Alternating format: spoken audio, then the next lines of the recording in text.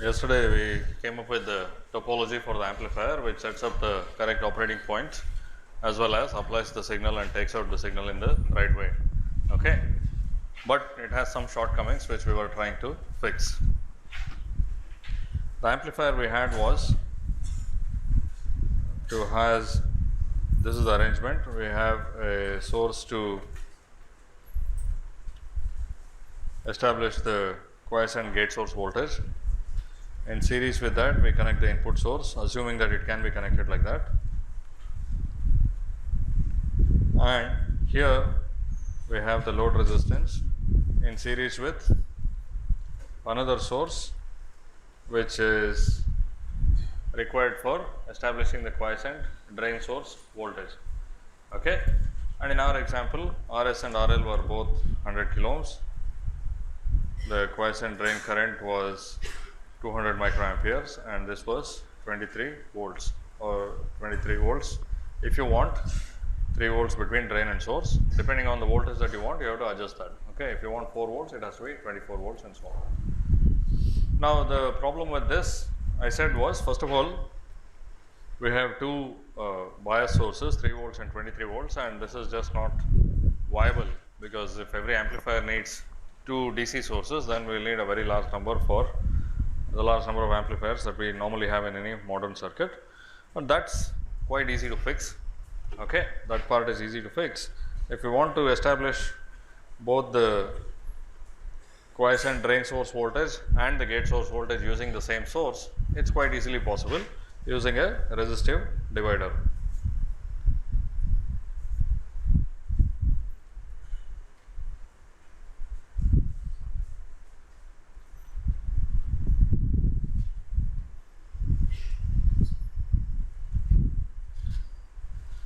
Now, quite easily I can set the ratio of R2 by R1 to be the correct value. Let us say from 23 volts I want to get 3 volts, I have to set R2 by R1 plus R2 to 3 by 23. Okay. So, that part is easy. Now, of course, we have to add the signal, and here the complication is that it is not really a 2-terminal device like this with a voltage source in series with a resistance. If that was the case, then we could stick it in series with this branch here. Okay, that would work, but we can't do that. Okay, that's because it's a Thevenin representation of whatever comes before this. The actual circuit that comes before this is quite complicated. It can be quite complicated, and it doesn't have 2 terminals like this, which can be connected in series with something. Okay, it's just a representation. So, really what is available usually is just one terminal. We have Vi and this terminal is grounded, where ground is the common reference node of the circuit. In our case, the source terminal is also connected to the common reference node. Okay. So, we have to use the input source in this form, and actually you will see that the same is true for the load as well. The load, right now I have connected a resistance in series with the drain and in series with that voltage source and so on. But the load is also a representation of what comes after the amplifier. Okay. So, that also we will see later has to be reference to the common reference node or ground of the circuit. Okay. So, now let us take the source. So, we have Vi and Rs like this, and we also know how to set up the gate source voltage, that is using this resistive divider. But actually what we need is, so here we get 3 volts, here we get Vi in the open circuit condition, and at the gate I want 3 volts plus Vi. So, how do I do this? Any ideas?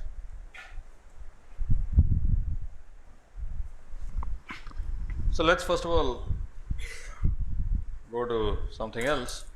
Let us say in general I have some V1 and some other V2. Okay. Now, how can I combine these two? That is, I may want V1 plus V2 or some linear combination of this. Let us say alpha V1 plus beta V2. So, tell me, give me some circuit which will take V1 and V2 as inputs and gives me this alpha V1 plus beta V2 as outputs. What kind of circuit will do that? Huh? 3-port network. What is it? Okay, how? Okay, then? Okay, so there are many ways you can think of, but in general, what I was getting at was if you throw these two voltages into any linear circuit and look at some node in the circuit, the voltage will be of the form alpha V1 plus beta V2. Of course, we have to use a circuit that gives us the alpha that we want and the beta that we want, but any linear circuit will do this, right? If I apply two sources to a linear circuit, any quantity inside the circuit, that is any voltage, any node voltage or any branch current, will be a linear combination of these two sources in general. Okay, it could be that for some of them alpha or beta is 0 also, that is possible. So we have to now come up with a circuit that will give us the desired value of alpha and beta. Okay, so it looks like with a linear circuit we can combine these voltages. Okay, so now give me sort of the simplest circuit which will do this.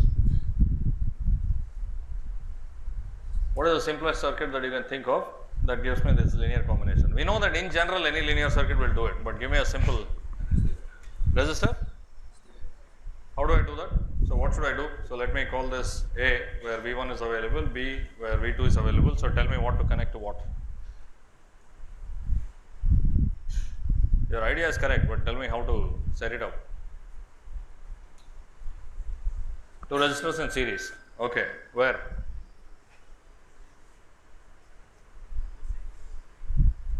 No, so I have two resistors in series.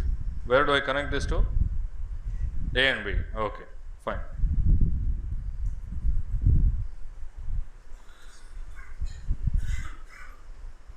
Let me rename this VA and VB just for easy. So what's the voltage that I get here? Huh? So it will be obviously alpha times VA plus beta times VB. What is alpha? RB by RA plus RB. It's easiest to see if you imagine superposition. When this is reduced to 0, then what you are getting is the voltage across RB. So it's RB by RA plus RB times VA. Similarly, to find the weight of VB, you set VA to 0 and you look at the voltage here and you will get RA by RA plus RB. Okay? Is this okay? Huh? You are not getting VA plus VB, but we are getting at least some combination of the two. So, for instance, if VA is the signal and VB is DC, we are getting a combination of signal and DC. Okay? Is that okay? Or? So, for instance, if this were VI and this were, let's say, some VDC, I would get RB by RA plus RB times VI plus RA by RA plus RB times VDC. Okay. Now, what I wanted at the gate of the transistor was really VI plus 3 volts. Okay. Clearly, this is not going to be possible. Okay. So, this has to be multiplied by some alpha that is less than 1, isn't it? So, if I have two voltage sources and I connect a resistive divider between them, that is two resistors, and in the midpoint, the center tap of that resistive divider, I get a linear combination of the two voltages. But of course, each of the weights will be less than 1 and they will be complementary to each other. If you try to make one weight very close to 1, the other one will become very close to 0. Okay. What can be done though is still you can get a combination of the signal and the bias. For instance, I can get 3 volts here easily. That is because this can be less than 1 and I can start with a higher value of VDC. Okay. But I have to suffer from some reduction in the signal. Okay. Some amount of signal will be reduced. It's not desirable, but it is possible. Okay. Let's see how to fix that as well. Is this okay? So, in general, from a linear circuit, you can get the linear combination.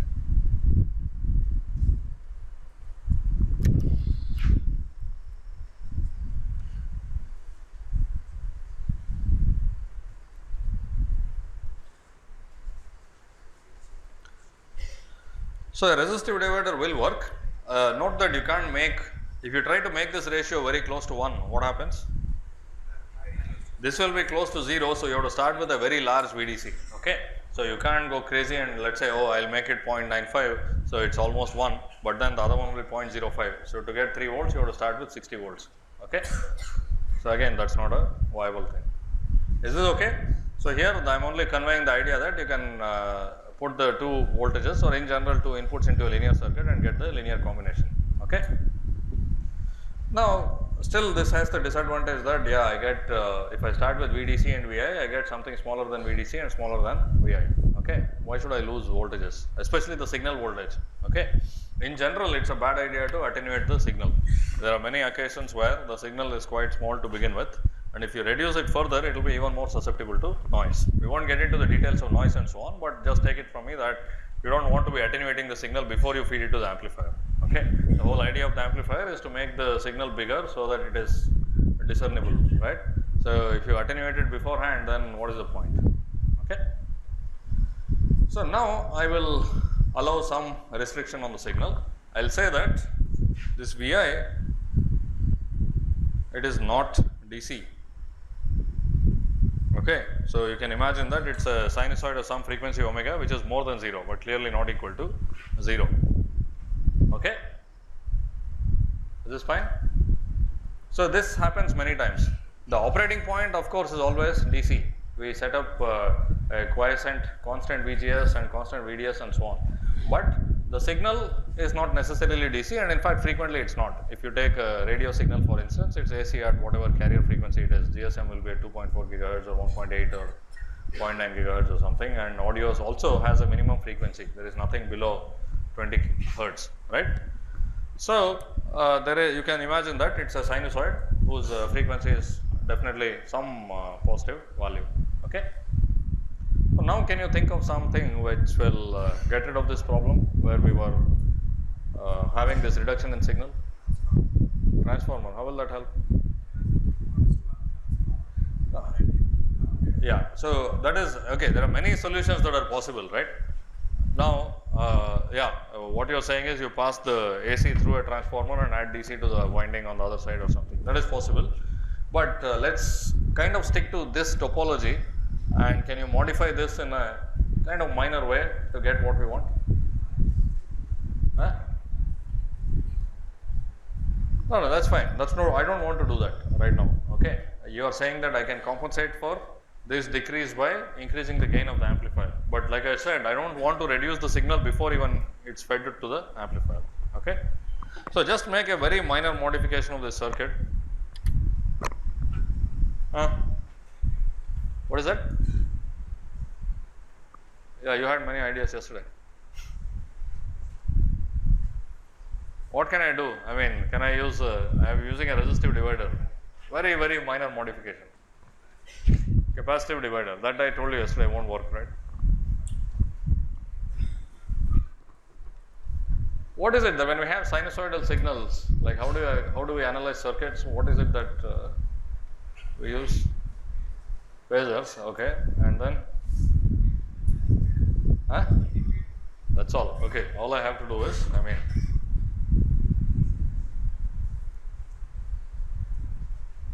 this by itself does not do anything until I choose them properly. So, I will say that there are some general impedances, not just resistors, okay, ZA and ZB. So, what is the voltage that appears here? What is the voltage that appears there?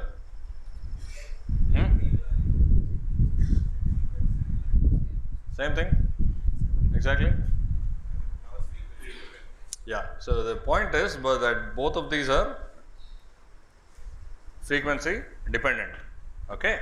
So, the formula is of course correct. Now, let us say VA, which is VI, right. So, this is the input phasor and this has a frequency of omega. Okay. So, the output will have a component at omega whose phasor is given by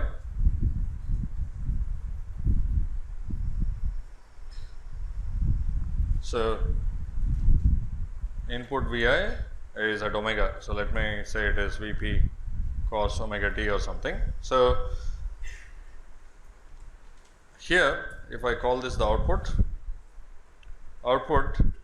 at omega will be given by, what is it, ZB by ZA plus ZB. It is not just the expression, but these impedances have to be evaluated at omega. Okay. I will still show the summation, but you have to realize that the input is at a frequency of omega. So, I have to calculate this impedance divider ratio at the frequency of omega and multiply it by the input phasor. Is this part clear? Yeah? Phasor, I mean all I am doing is phasor analysis, and phasor analysis is frequency specific, right. You can analyze circuits which have multiple frequency inputs. What do you have to do? How do you do that? How do you do that? Huh? Yeah, you have to do it one frequency at a time, because all these quantities, the impedances and so on are frequency dependent. So, if I have, let us say, two frequencies, in this case some omega and DC which is 0, I have to do it twice, once at 0 for the input which is DC and once at omega for the input which is at omega. Okay. So, the output at omega will be this, and the output at DC. So, I am assuming that clearly Vi, this has no DC component, and Vb is only DC, it does not have any component at omega. So, the output at DC will be only due to Vb. So, it will be Za of 0 by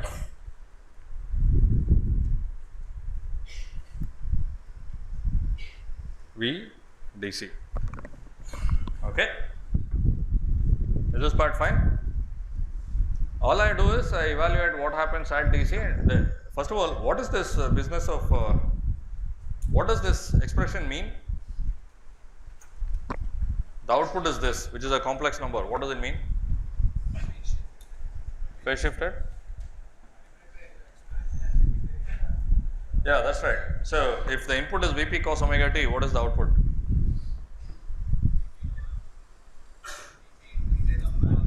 What constant? Yeah. So, this basically, if the voltage at some node is denoted as a phasor, okay, and of course, you have the frequency is implicit here, frequency is omega. So, let us say there is a phasor V1. So, that means that there is a signal which is a sinusoid whose amplitude is V1 and the phase is the phase of the complex number V1. Okay. So, that is what it means, and this frequency is implicit. So, you have to do this every time. And what is this? What does this give you? This phasor analysis, it gives you an output. What is that output? We use phasor analysis when we have resistors and capacitors and all these things. How does that work? I thought we have to use differential equations and things become very complicated and so on. This is a steady state. Okay. So, if you apply a sinusoid, let us say to a circuit with R's and C's, what happens is initially there will be a transient, and how long the transient lasts depends on the time constants and so on. Now, we will assume only stable circuits whose transients will die down with time. So, if you apply a sinusoid, initially there will be some output due to the transient and something due to, I mean, this is the forced response and the natural response. So, there will be a part due to the sinusoid and there is a part due to just how the circuit behaves by itself. Okay. Now, eventually the transient response dies out, the natural response dies out, and you will be left with only the steady state response. So, this gives you only the steady state response. Okay. But the convenient thing is that we do not have to worry about differential equations anymore. Even with R's and C's, the voltage and current phasors, the steady state quantities are proportional to each other, that is voltage is proportional to current. So, essentially it becomes like a resistor, like Ohm's law, and the proportionality constant is the impedance. Okay. So, if you have only sinusoidal inputs and if you are only interested in the steady state output, you can use phasor analysis very easily. So, that is what we are doing. Okay. So, this one, I mean, again, please be clear about what exactly you get out of phasor analysis, because we get all these complex numbers, but all the voltages and currents in the circuit are real. So, you have to know what it implies. Anyway, now here to calculate the output at omega, I do phasor analysis at omega and I get this Vi times this one, because Vb has no component at omega, its contribution is 0. Similarly, because Va has no component at 0, the DC output is simply this impedance ratio evaluated at 0 frequency at DC times Vdc. Okay. So, now Can you tell me a way of if I start with Vi and 3 volts, I want to get Vi plus 3 volts with no attenuating factors in front of either of them?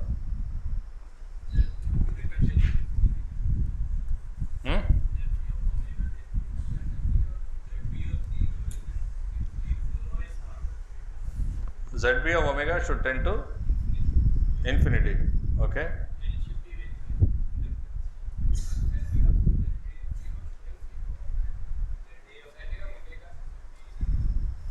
What is that? Zb of?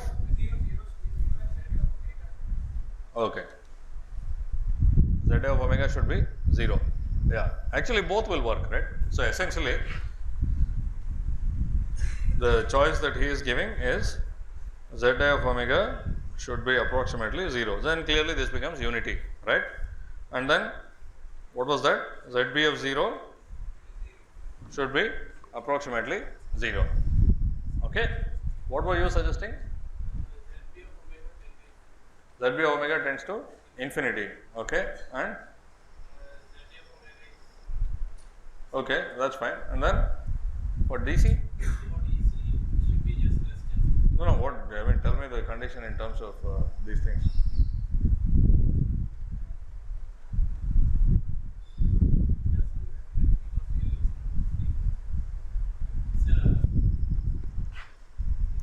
So, Zb of omega tends to infinity and Za of 0 tends to infinity. Okay, that also will work, isn't it? Both these will work. Okay. Actually, what you really need is that Zb of omega magnitude should be much greater than Za of omega. Okay. That's all. I mean, it may not be 0 and infinity, but if it satisfies this condition, then this is very close to 1. And similarly, here you want Za of 0 to be much greater than Zb of 0. Okay. In case of DC, it will be real, so we don't need the magnitude sign, but I just put it there anyway. Is this okay? So, now I have got these same ratios, but the point is the fraction that multiplies Vi is evaluated at a different frequency than the fraction that multiplies Vdc. Okay. So, by making use of frequency dependent components, it is possible to have unity for both of these ratios. Okay. Now, the conditions that we need are that at omega, the magnitude of Zb must be much more than magnitude of Za. Okay. So, that means that the division factor from here to there is almost 1. And similarly, at DC, the magnitude of Za must be much more than magnitude of Zb. Okay. And these cases that you specified are, you can see, the special cases of this, right. If Zb of 0 is 0, then clearly any impedance will be much more than that one. And similarly, if Za of omega is 0, then any impedance will be much more than that. Similarly, for this, if Zb is infinity, then you can have finite Za and this will be satisfied. And if Za of 0 is infinity, then this will also be satisfied with any value of Zb. Okay. So, all these are correct. So, this obviously means that there is more than one possible circuit. Okay.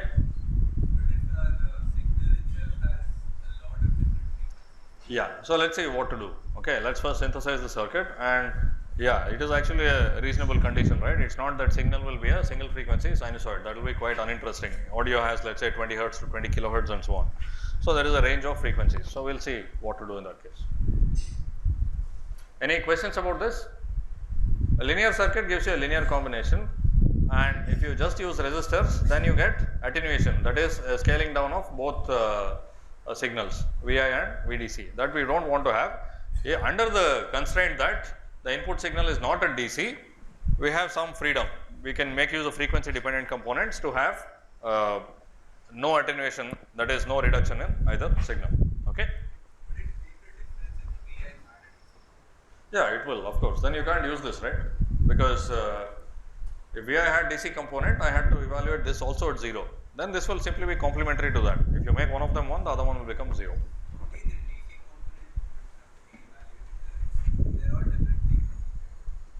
No. I mean, I am assuming that the DC component of Vi also has to pass through with no attenuation. Okay.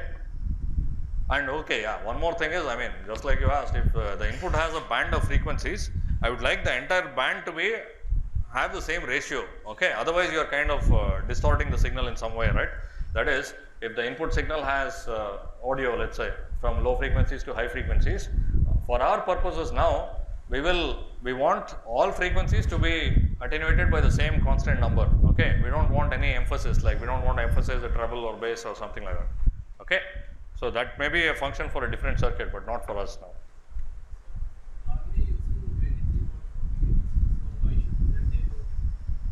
Yeah, let us see. I mean, it may not be 23 volts in every circuit, right. I mean, this VDC is not necessarily 23 volts. I said if I have 3 volts and VI, how do I get 3 volts plus VI? So, VDC is 3 volts. Okay. So, now with these conditions, just tell me what are the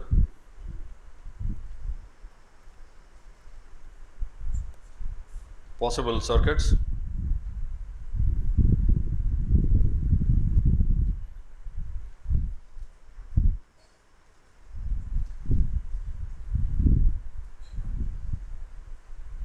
If I use the first alternative here, what do I get? ZB is inductor. So, it is a short circuit for DC. Obviously, then if you pass the DC through inductor, it will appear to be a short circuit for DC, and ZA?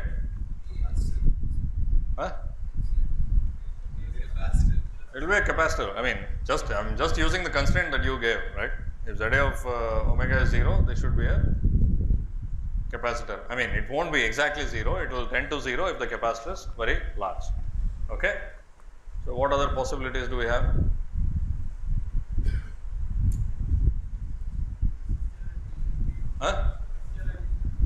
Resistor and inductor, yeah. Will this work?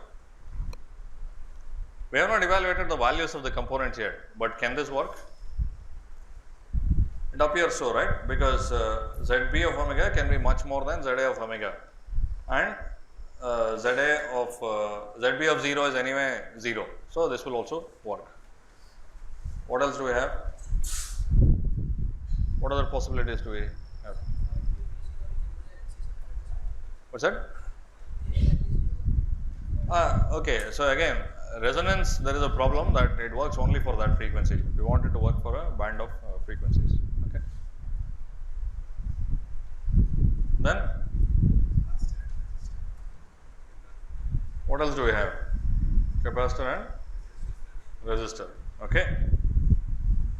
Now, this ZA is infinity at DC, and depending on the size of the capacitor, it will have some value at the frequency omega. So, we can choose the capacitor so that it is very small at the frequency omega. So, that also will satisfy. Okay. This is fine.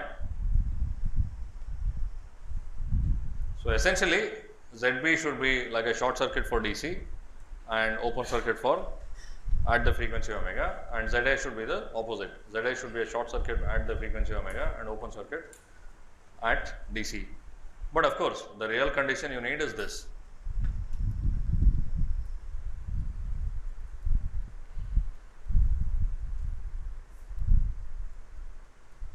Okay.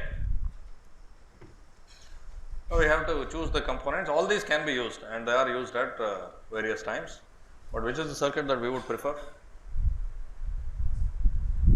The one with capacitor and resistor, because inductors tend to be bulky and we usually use this. But of course, what matters is how the impedances compare. Okay. So, if you go to a very high frequency, let us say maybe 10 gigahertz or something, or even gigahertz, then even a small inductor has a very high impedance, okay, because the impedance is the product of the inductance and the frequency. Okay. So, even a small inductance can have a very high impedance. So, circuits like these are used at very high frequencies, but at relatively low frequency circuits, the values of inductances you need for these conditions to be satisfied. Essentially, the inductive impedance has to be much more than the other impedance that you connect. The values will be so high that you tend not to use them. Okay. But in principle, there is nothing wrong with using them. Okay. So, let us now pick this particular circuit and see how it goes. Is this fine?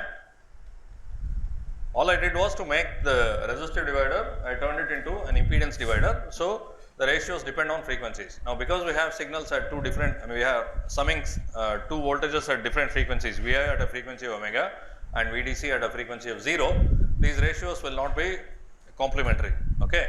So, we can use the frequency dependent components to make both these ratios nearly 1 at the respective frequencies. Okay. If you take a given frequency, they will of course be complementary, the sum of them will be 1, but because they are at different frequencies, the second ratio is unity at DC and the first one is unity at the signal frequency. Okay. So, that is all that is there to it. Is it fine?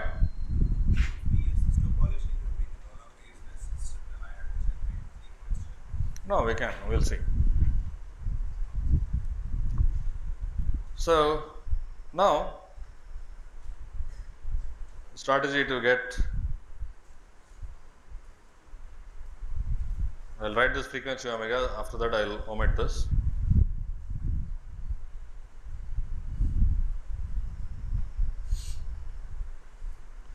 Okay. So, now clearly what is the DC component that appears here? What is the DC component that appears there? VDC, yeah, I mean capacitor is an open circuit, so it is VDC. What is the component of Vi that appears there? Please evaluate that. Okay. Vi has a frequency of omega. Okay. So, calculate the component of Vi that appears here, or if I call it Vx, calculate Vx by Vi, okay, of omega of course. Sometimes we write j omega, but I am a little sloppy with notation right now. Please do that, please do this calculation. Ignore VDC and calculate what comes out here. So, what is the transfer function? Vx by Vi.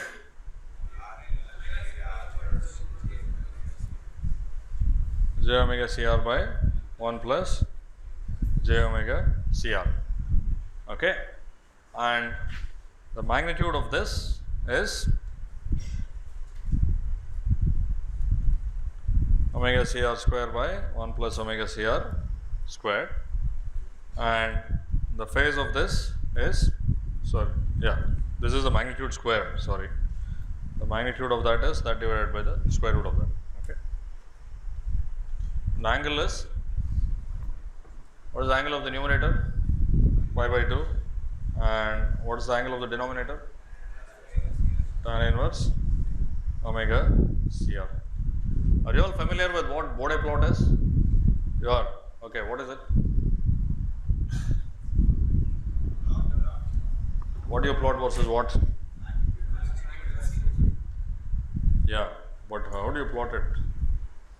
So, it is log here and log there as well if you take the magnitude, or sometimes you plot it in decibel units where it is already a logarithm. Okay.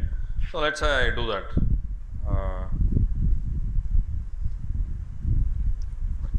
Or rather, let me plot the magnitude by itself, but on a log scale as well. Okay.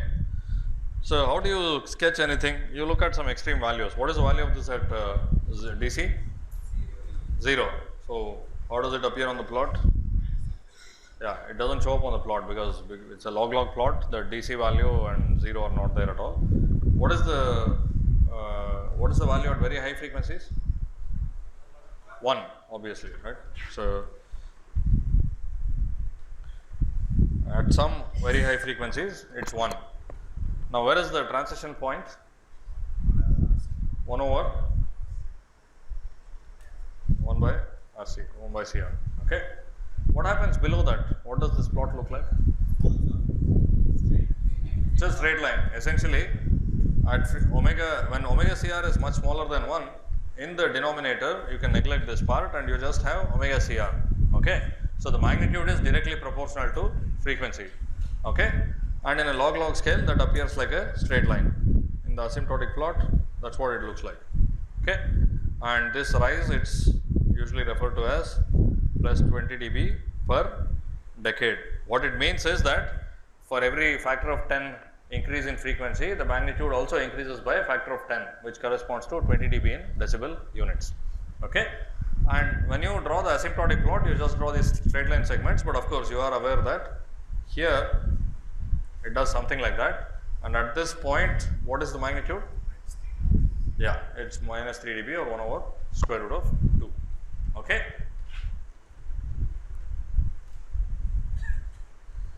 And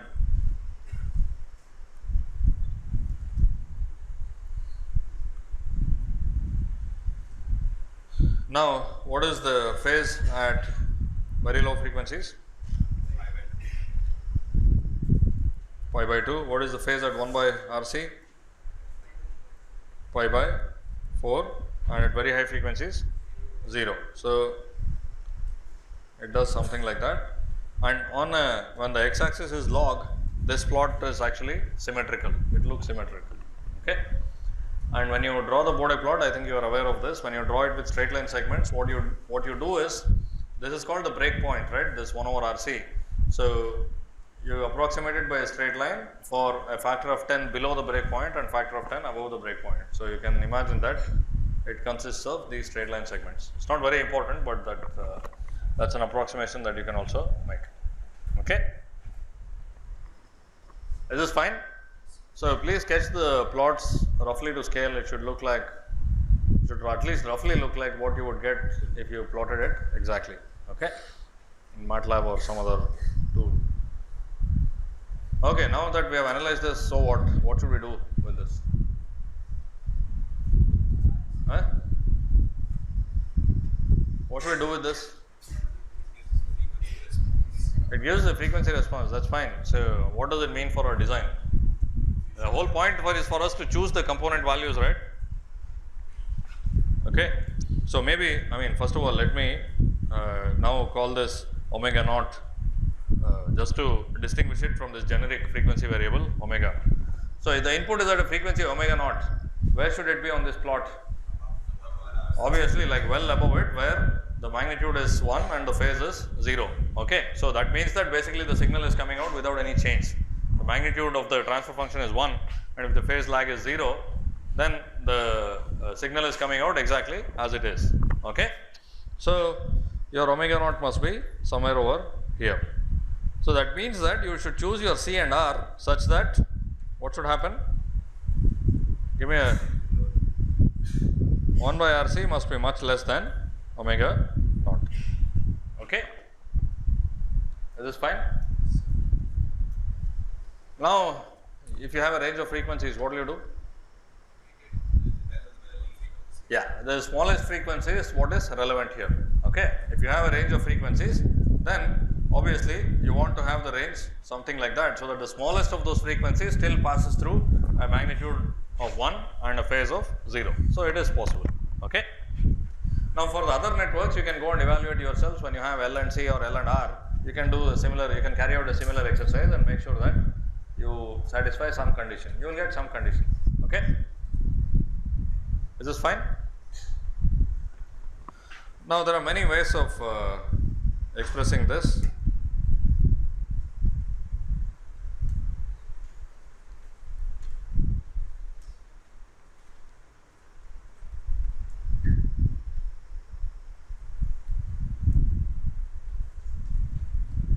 Vi is at a frequency of omega naught, that is the signal frequency.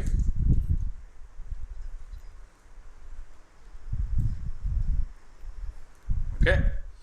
We said that omega naught must be much greater than 1 by RC. Okay. So, essentially you should be in the pass band of this high pass filter. From the input source to this output, it is a high pass filter, and you should be well in the pass band of it, so that there is no change in magnitude or phase. Another way of writing it, which is normally how it is referred to in circuits, is 1 over omega naught C is much less than R. What is 1 over omega naught C? It is the reactance of the capacitor at the signal frequency. So, the reactance of the capacitor at the signal frequency must be much smaller than the resistance that appears across it. Okay. We will see this again and again. In other circuits also we will see examples. So, so essentially you reduce all the sources in the circuit to 0. Okay. And then you will have just one capacitor and a resistor across it. Whatever else is across it, you can always reduce it to a resistor, right, because it is a linear circuit. You can have 100 resistors, but you can always reduce it to just one resistor. Okay. So, the reactance of the capacitor must be much smaller than the resistance that appears across it. If you ensure that, this condition will be satisfied.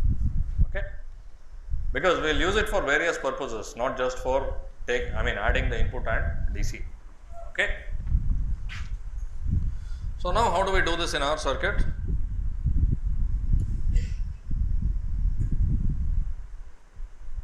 Our VDC is obtained by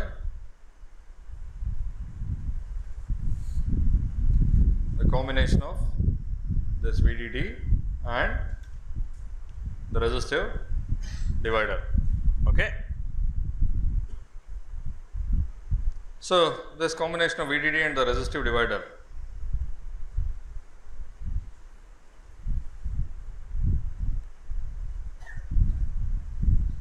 this is where I get my 3 volts, right. Let me call this 1 prime. What is the equivalent between these two terminals? You know how to reduce a complicated circuits to an equivalent only looking at some particular 2 terminals. What are the equivalents you use? Thevenin or Norton. Okay, so give me the Thevenin equivalent of this. What is it going to be? And let us say that I also have adjusted R2 by R1 plus R2 to be 3 by 23. So, what is the Thevenin equivalent of this?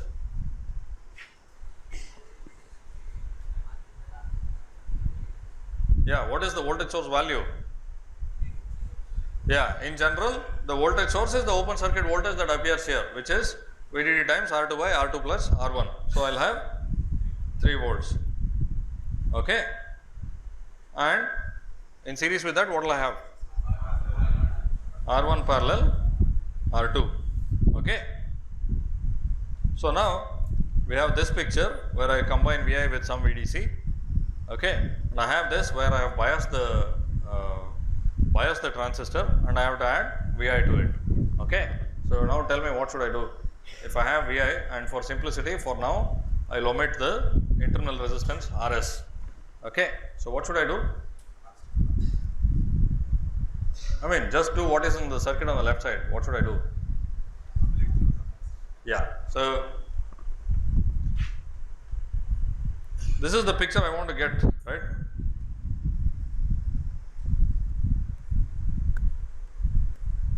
This is what I want to have, where this VDC is 3 volts. Okay.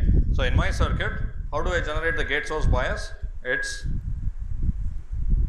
using this VDD, R1 and R2. Okay. And if I call this 1 prime is ground, then between these 2 terminals, this is equivalent to VDD times R2 by R1 plus R2 in series with R1 parallel R2. Okay. Is this correct? Okay. Now, this value has been adjusted to be 3 volts. Okay. So, essentially I have this entire thing already, right. So, I have that whole thing. So, let me turn it around and draw it. I have R1 parallel R2 and 3 volts. So, what should I do to combine Vi to it? I take my Vi, this is 1 prime, take my Vi and connect C to it. Is this okay? This is fine. I did not explicitly connect any other resistor because my equivalent circuit between 1 prime already had a resistor in series. Okay. This part clear? When I just showed you the picture with Vi and VDC, I had a capacitor here and a resistor here. Okay. Now, the way I generate my 3 volt, what happens is I have a voltage source in series with a resistor already. So, this resistor is already present in my equivalent circuit and I do not need to add anything more. Okay. Yeah. Which one? This one? This one? This one? Oh, that is just what I have here, right? It is just this part. I did not draw the transistor. I am only drawing the part that is generating VGS, that is all. Okay. No, transistor part exists, that is fine. Okay. The transistor part exists. So, now tell me what should I do here? I have Vi. So, how do I make 3 volts plus Vi appear at the gate? Yeah, where do I connect the capacitor? all I have to do is this, right? Okay, so this is how the circuit comes about. So essentially, this part here, let me maybe change the color of that. Whatever is shown in black here is exactly equivalent to this one. Okay, it's the same as that, right? With 3 volts, the resistance in series with it is R1 parallel R2. It's already there, and I have Vi and C. Okay. So now I have that circuit, and if you choose that C properly, R1 and R2 I have already chosen maybe, okay, based on how much voltage I want and some other considerations. So if I choose the value of C properly, I will get 3 volt plus Vi at the gate of the MOS transistor. That is what I wanted, okay. Yeah. So now this is kind of a fake picture. I also have this RS, okay. So please evaluate what happens in this case. What is the voltage that you get here? That is, what is the fraction of the signal voltage that you get here, and then how to choose the components, okay. So we will continue from there tomorrow. So what we did was, we wanted to combine the input signal voltage with the gate source bias voltage. Now we can use any linear circuit to do that, but if you use only resistors, then the signal voltage that appears at the gate will be smaller than the original signal voltage. Similarly, the bias voltage will be smaller than what you start off with. But if you add the constraint that the signal is not at DC, whereas bias of course is at DC, then you can use frequency dependent components to get over this limitation and get a combination at the gate which is 1 times the signal plus 1 times the bias, okay. That is no reduction in either the signal or the bias. And the most practical one, the most frequently used, is to use a capacitor and resistor. And the way to use this capacitor and resistor in our case, because we already have the resistive divider, is to simply connect a capacitor between Vi and that one, okay. So now we have this resistor also. Please evaluate the signal component that appears between gate and source, including the resistor, and have some suggestions for me by tomorrow's class as to how to choose all the components, okay. Thanks.